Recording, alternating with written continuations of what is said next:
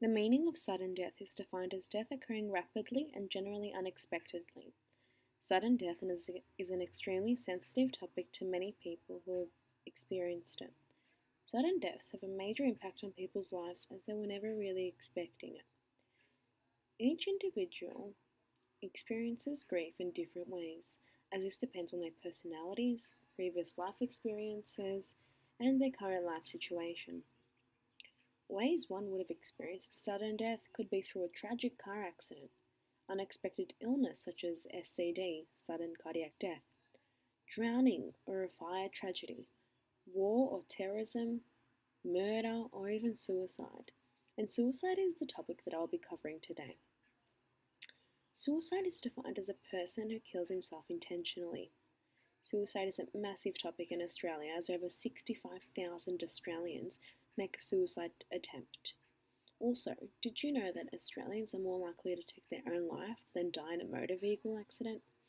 Yeah, it's pretty scary to think about. In regards to suicide, no one ever expects it from the person as they don't reach out for help, as they believe no one is out there that can help them with what they're going through. Males in 2017 tripled the statistics of females committing suicide, where 75% of males committed suicide in comparison to 25% of females.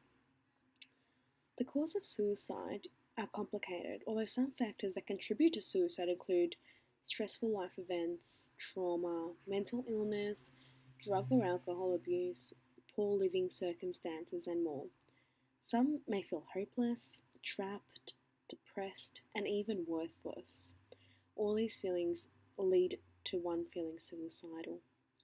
As confronting as the statistics are, in Australia, an average of 8 people take their life every day. We aren't really exposed to how many individuals commit suicide as it doesn't make it to the media. This is why many Australians aren't really aware of how common it is. It happens to those who are not really expecting it at all.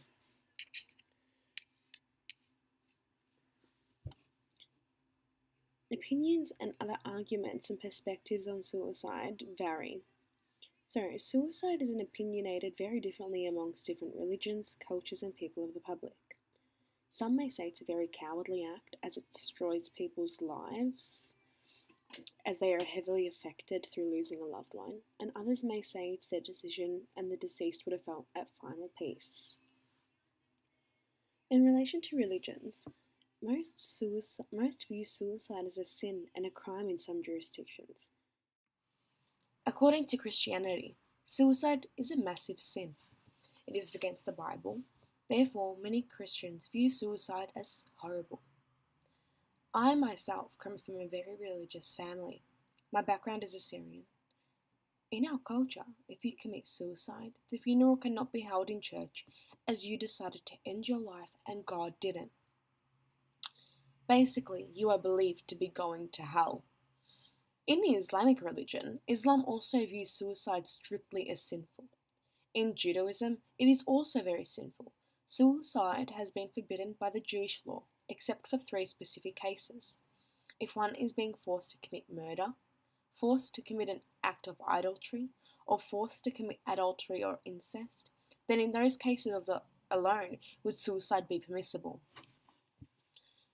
Ethical, clinical, and professional issues at stake in regards to suicide. Confidentiality for counsellors is a foundation of their ethical standards. The counsellors have a confidentiality agreement with their client, which in other words means that the ethical duty is to fulfill the promise that the client's information received during therapy will not be disclosed without authorization. This is a very tricky situation for the counsellors as they can only reach out for help for their clients if their clients give their consent, otherwise they cannot. If they were to break the confidentiality of the client, it could lead to harm for the client. Not only harm for the client, but also the lack of trust that the client would have in people around them. Recommendations and conclusions in regards to suicide. There is a 24-hour helpline through Lifeline Australia. The number is 13 11 14. Lifeline Australia follows 3 steps in order to prevent suicide. One is being to ask directly someone you believe may be suicidal. 2. Being listen and stay with them if they respond yes to the question. And 3. Get help through calling a crisis line such as Lifeline or 000.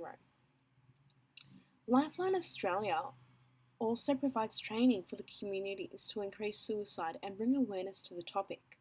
This includes increasing people's awareness of suicide and being able to pick up hints in ways one may be suicidal, works with persons at risk to increase their safety, and even helps link friends and family with professional helpers.